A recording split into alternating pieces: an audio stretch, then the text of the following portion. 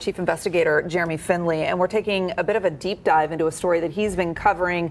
And there have been some pretty big developments within the last week that your team has uncovered. But first, we're going to walk you through the backstory. So the story is about an American Airlines pilot who was convicted of murdering his 3 neighbors. And give us an understanding of what the connection was for these people in Christian County, Kentucky. That's right. And for a lot of people, if this sounds familiar, it's because not only did Court TV cover this live, but it was also featured on Dateline, a 2-hour episode on Dateline beyond our coverage of this story. Bottom line, Kit Martin, his name was Christian Kit Martin, lived across the street from his 3 neighbors. They were murdered. He ultimately was found to have been the person responsible for the murders. But the key in the murder case was there was just a little bit of evidence, not a whole lot of evidence that he was the one that did it, but he was convicted because there was so much. They found he was the one to have the motive for it. They found that there was 1 shell casing that matched a weapon he had. So there was enough there to tie them together. And if people will remember, they're the victims you just saw a moment ago. Ultimately, one of the victims, the very first victim, was set to testify against Kit Martin in a court-martial case, and he was murdered, and the rest of them were murdered 2 weeks before that court-martial was to begin. So that was the motive that tied them all together. But the issue was, there really wasn't a murder weapon. There wasn't the kinds of things that really was a slam dunk case, but it was enough not only to send him to prison for life, but also all of his appeals were rejected.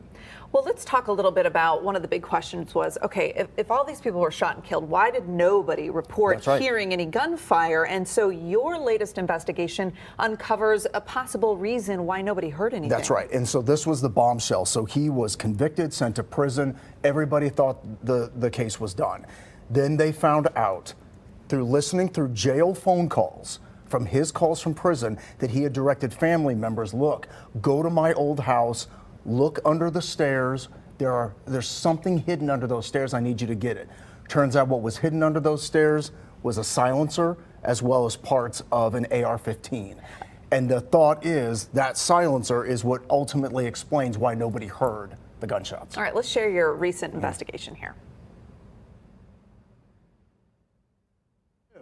The deputies are here because of phone calls Martin made after he was found guilty for the triple homicide of his 3 former neighbors. Now serving life in prison, deputies say Martin called his sisters, telling them to recover a box he'd stashed inside the stairs before the house is sold.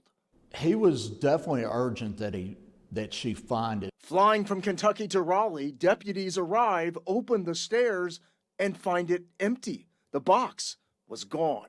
According to this investigative report from the deputies, they tried to track down Martin's family, speaking first with Juliet Andes, Martin's sister, and her husband, Keith, seen here on Facebook. At first, they denied having any knowledge of it. But an hour later, the Andes got back in touch with Lieutenant Smith with a different story. Keith Andes now admits he'd found a box inside with an AR-15. Their call with deputies was recorded. I don't even remember. The gun freaked me out, so I just put it back. We did not ask for any of this. We don't want to get involved in any of this. Also in the box, a silencer. Deputies believe both were used in the murders. But if Keith Andes had put it back in the stairs like he said, why was it gone? The Andes says it had been picked up by the woman Martin had raised like a daughter, his ex-fiance's daughter, Emma Spencer. How do you address the elephant in the room with these people that they are now passing off weapons from a man that is convicted of triple murder?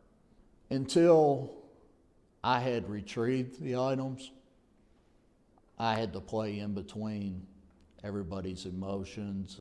Smith says Emma Spencer, who had testified in Martin's trial in his defense, was not cooperative at first. At first, she's acting like she doesn't know anything about it. She's very standoffish. I was trying to explain to her that I didn't want her getting into any trouble being in possession of something that is regulated by the ATF. Their call to Emma Spencer was also recorded. Listen. I have a couple questions for you if you have a few minutes. I'm at work. Well, I'm calling in reference to some items I've been told you moved out of a stairwell. Where did they go to from there, do you know? My neighbor has it. So deputies then tracked down Spencer's neighbor, who confirmed he had the AR-15, but that Emma Spencer still had the silencer. Deputies then called Emma Spencer back, and ultimately she brought them the missing weapon. In a nice way to put it, she said, here this is, now get out of North Carolina and never come back. WSMV4 Investigates reached out to Spencer, who responded in texts, including, "If any information I give you is to discredit me or Kit, you can kindly piss off." Jeremy Finley, WSMV4 Investigates. All right, two things here. You're still hearing from people who are affiliated with Kit Martin. Right. But at the end of the day, this discovery of the weapons, it doesn't really change anything. It doesn't change anything. He's right. He's convicted. He's serving life sentences in prison. Nothing changes this. What this does, at least from the police perspective, is that it further shows proof that they had the right guy, that according to them, they had the right guy. Kit Martin and his supporters, including his ex-wife, have reached out to me, said, look, don't contact us. We're not going to comment about this, anything like that, because obviously, you know, Kit Martin has always maintained his innocence, always, even throughout the trial, the entire time when I interviewed him all those years ago, always said he didn't do it. Now comes this bombshell evidence and really kind of flips the case on its head. And there really is a lot to cover. If you want to dive deeper into this, you can go to our website and just search for Kit Martin, and that'll help explain the affiliation, or I guess history, between Kit Martin and his victims as well. This is Behind the Story. Thanks for watching. You can check out more in the WSMV4 News app.